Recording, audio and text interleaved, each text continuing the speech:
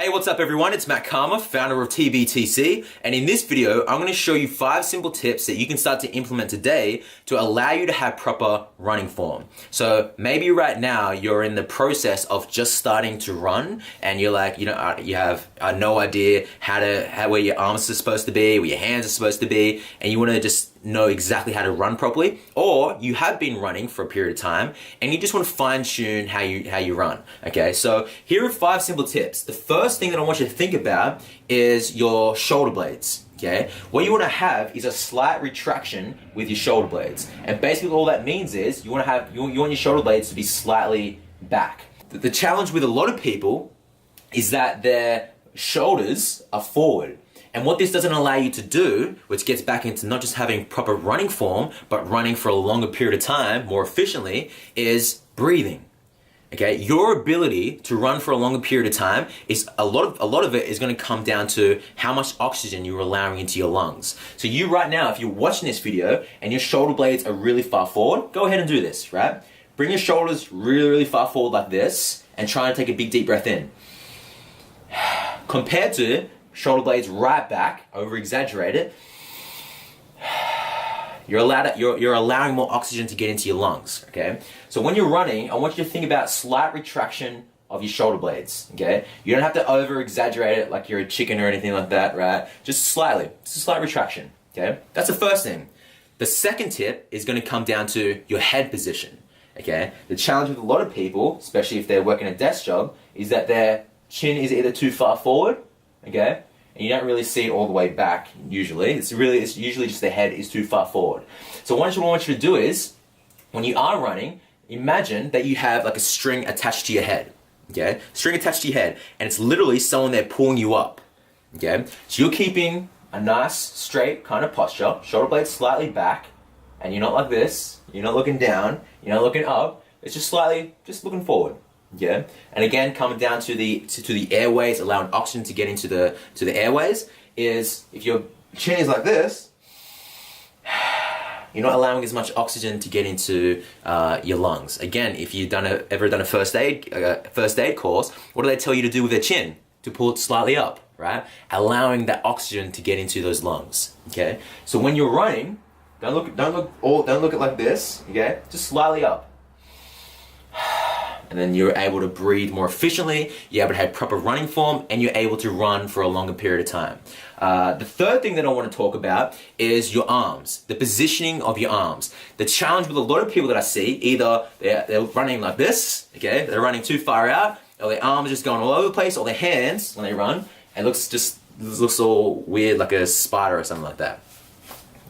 Wrong metaphor, but you get the idea. So where I want you to have your arm positions is just slightly touching your rib cage, okay? You don't want it compressed in, otherwise when you're running, you're gonna get some massive chafe or along your armpits and so on. We don't want that. I've had that, it's terrible. So what you wanna do, just slightly on your rib cage. And when you're running, imagine that you have these 2 doors tucked into your shoulders, right? And you're really trying to keep it in there, because if you touch the doors, then everyone in the universe dies, okay? So you don't want to touch those doorways. So there's a big wall, you're going forward, and you're keeping it nice and tight.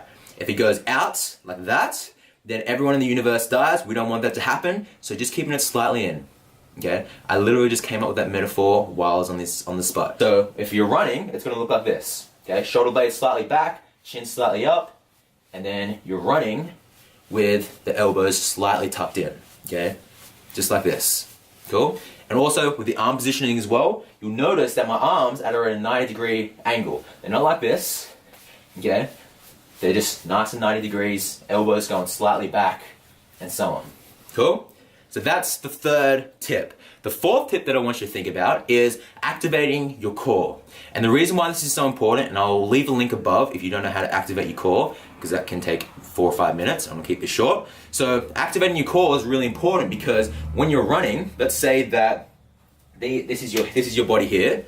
Okay, I'm literally just making this up on the spot. If this is your body here and down below is your hips, when you're running, as you take one step forward, use your 2 legs here, as you take one step forward, if your core is switched off, you'll notice a lot of hip swinging, okay? Going side by side by side by side. And if there's a lot of pressure, which is gonna come down to number 5, if your foot positioning isn't correct, it's going to put a lot of pressure on your back while you're doing hip rotation. Okay, as you have a strong core, you'll notice that there isn't going to be as much hip rotation. There is going to be hip rotation, but not an excessive amount, which won't cause you to have any back problems along the journey if you're running for a longer period of time and running for a long period of your life. Okay, so activating your core will definitely help you with your hip positioning, which will also help you to run for a longer period of time as well, because you're more efficient with your running. You're saving more energy, which allows you to run longer. So what I'll do is I'll leave a link below that teaches you how to activate your core. The fifth tip that I want you to think about,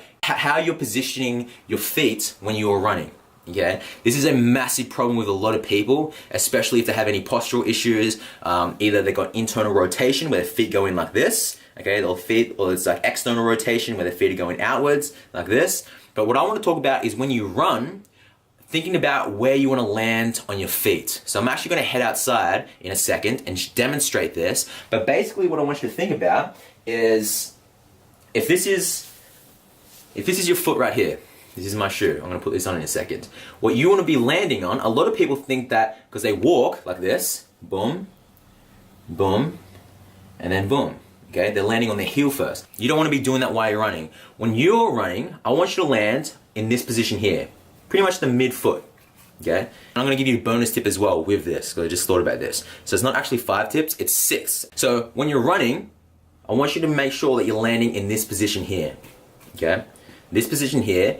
And which brings into the 6th bonus tip is when I say keeping your shoulder blades back, I also want you to have a forward lean with your body. Just slightly though. Not like this where you're bending over, just slightly. The reason why is because if you're too upright, especially when you're landing on your heels, there's so much pressure going down on your hip because the gravity is going straight down on you, going straight into your hips, which can cause hip problems along the way. When you have a slight forward lean in your body, number one, you're more efficient when you're running because you're allowing gravity to help you when you run, okay? But also it's going to allow you to land in this position here. Okay, so you may need a visual demonstration, so I'm going to put these joggers on, I'm going to head on outside and give you a visual demonstration with all these tips in order, especially number 5 and 6.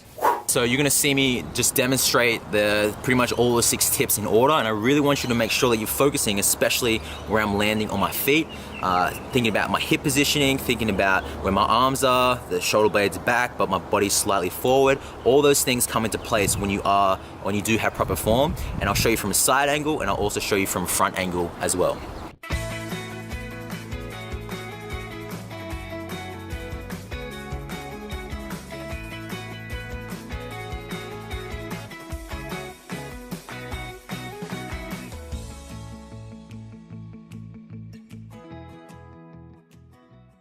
I really hope those tips have helped you. And just another few things, just while I'm on the spot, is also keeping in mind that with your hands, come here, Hades, inside, stay in there.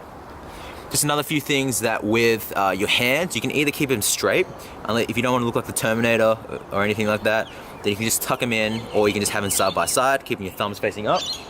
And also, if you do want to learn how to breathe properly while you run, you can check out my other video. I'll leave a card at the top that you can click on, or I'll leave it in the description so you can check out how do you breathe properly while you are running. So make sure you go ahead and incorporate this into your next run that you do, and let me know how you go. Make sure you leave a comment below, tell me how you thought about this video, or come back to it when you start to implement this in your next jog, and tell me how it went. I really hope this video has helped you. Please subscribe to this YouTube channel, and until I see you in the next video, remember to love all living things, and most importantly, love thyself.